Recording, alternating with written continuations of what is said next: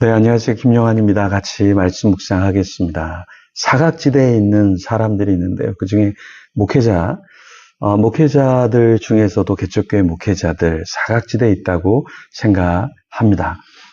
선교사님들도 상당히 힘드시죠, 사실. 해외에 나가서 열악한 상황 가운데 섬기는 거. 그런데 저는 선교사님들도 힘들지만 개척교회 목회자들도 상당히 힘들다. 어쩌면 선교사님들은 선교에 나가기 때문에, 해외에 나가기 때문에 더 지원도 많고 기도자들도 많을 것 같아요. 근데 개척교회 목회자들은 처음에는 지원이 더 많을 수 있어요. 근데 시간이 1년, 2년, 3년 지나면 거의 다 개척 후원이 끊깁니다. 그래서 개척교회 목회자들이 더 많은 케어가 사실은 좀 필요하다. 이렇게 생각을 하고 있고요. 또 상황도, 선교지는 뭔가 전도한다. 뭔가 하면 좀 이렇게 복잡복잡 사람들도 모이고 하여튼간 좀 역사가 일어나는 것 같은데 이 한국에서는 더 메말라 있는 것 같고 마치 척박한 그 땅을 개간하는 것 같은 그런 느낌이 좀 있는 것 같아요. 그래서 여러분들이 개척교회 목사님이 혹시 주위에 계시면 따뜻한 말 한마디 또 커피 한 잔이라도 이렇게 대접을 하면 좋겠습니다.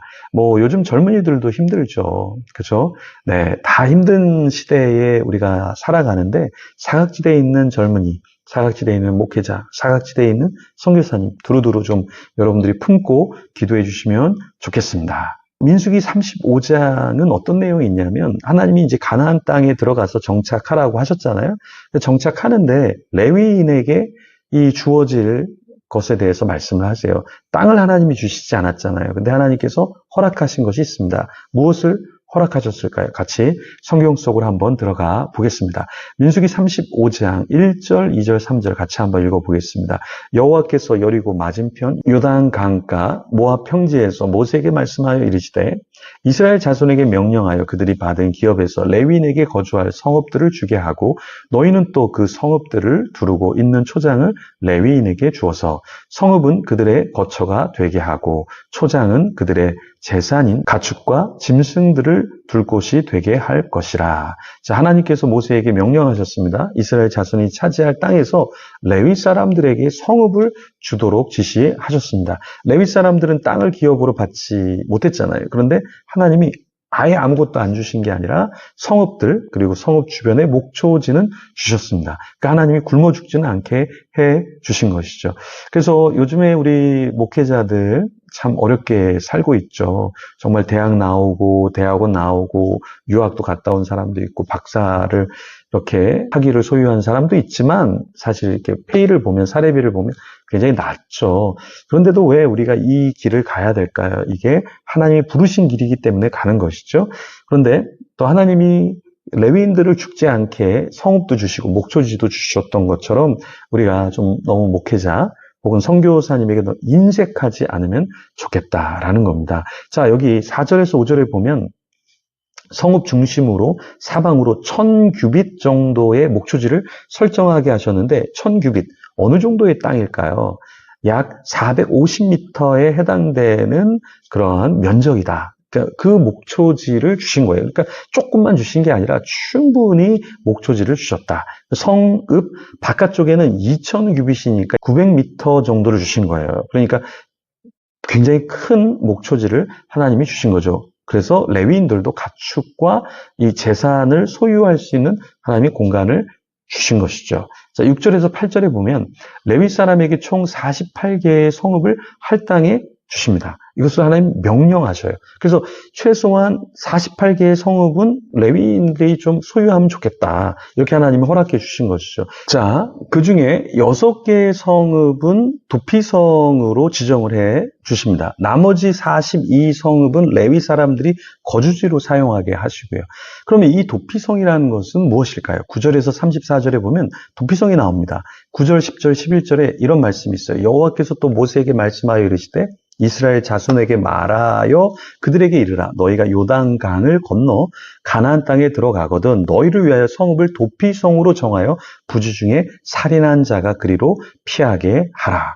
자, 살인을 한 자, 고의로 한 자가 아니라 혹시 잘못해서 부지 중에 살인한 자는 좀 보호를 해줘야 되니까 거기에 가나안 땅의 세계, 요단강 동편, 그러니까 가나안 땅을 들어오기 전에 르우벤과 므낫세, 갓지파가 머물렀던 그쪽에 또 세 개의 도피성을 만들라, 이렇게 하나님이 명령을 해 주셨습니다.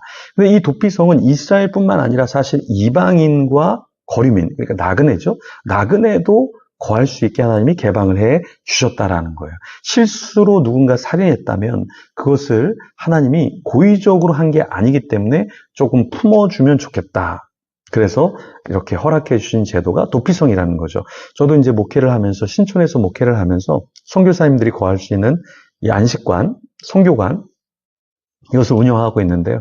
우리 젊은이들이 조금 더 쉴 수 있는 공간을 만들면 좋겠다, 이런 생각을 갖고 기도하고 있습니다. 그래서 12월 올해 말 되면은 또 안식관을, 선교관을 이렇게 만들어서 좀 다음 세대가 좀 거할 수 있는 그런 도피처가 되면 좋겠다, 이렇게 기도하고 있습니다. 여러분도 좀 기도해 주시고, 또 우리 다음 세대를 위한 쉴 수 있는 공간, 이 공간이 잘 마련되도록 함께 해주시면 감사하겠습니다. 어떤 분은 또 자신이 이렇게 수입이 많지 않지만 이런 사역에 제가 동참하겠습니다, 이런 말씀을 해주시는 분도 있어요. 참 너무나 감사하죠.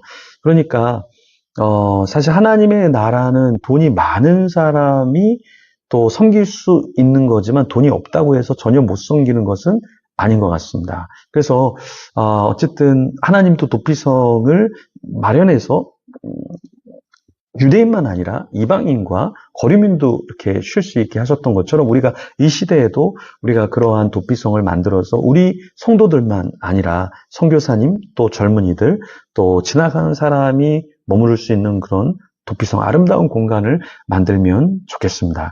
근데 왜 하나님께서는 그냥 이런 것까지 신경을 쓰지 않으셔도 되는데 왜 이렇게까지 하나님께서는 신경을 쓰게 하셨을까요? 그러니까 우리가 생각할 때 교회 공간, 어떤 집, 이런 것이 필요 없을 것 같지만 그런 공간이 마련될 때 사실은 더 안정감 있게 사람들이 거주하고 쉴 수 있는 것이죠. 마찬가지로 우리가 누구를 섬긴다 그럴 때 말로만 섬기는 것이 아니라 어떠한 공간, 어떠한 후원, 이런 것을 통해서도 할 때 더 제도적으로, 조직적으로 누군가를 섬길 수 있다라는 겁니다. 하나님께서는 가나안 땅을 약속하시고 머무르게 하실 때 이스라엘만 머물도록 하신 게 아니라 이스라엘을 넘어서 이방인도, 그리고 거류민, 나그네 같은 자도 품게 하셨다라는 거예요. 그래서 우리 품는 교회가 또 같이 이렇게 예배하는 여러분 한 명 한 명이 조금 더 하나님이 원하시는 공동체의 역할을 감당하면 좋겠습니다. 우리 한국교회는 너무 내 교회 하다가 지금 이 지경이 되었는데요. 조금 더 확장해서 공동체성을 가지고서 우리 교회 공동체 멤버가 아닐지라도, 우리가 협력하는 선교사님이 아닐지라도, 나와 관련 없는 젊은인 것 같아도 우리가 품을 수 있다면 더 품는 그런 저와 여러분이 되기를 소망합니다. 그리고 여러분의 가정이 도피성이 되어서 또 여러분의 자녀, 배우자, 부모님, 이런 분들이 더 쉴 수 있는 그런 아름다운 가정, 공동체, 그런 도피성 같은 장소가 되기를 소망합니다. 그런 가정이 되도록, 그런 교회가 되도록 우리 같이 기도하며 하나님 앞에 나아가겠습니다.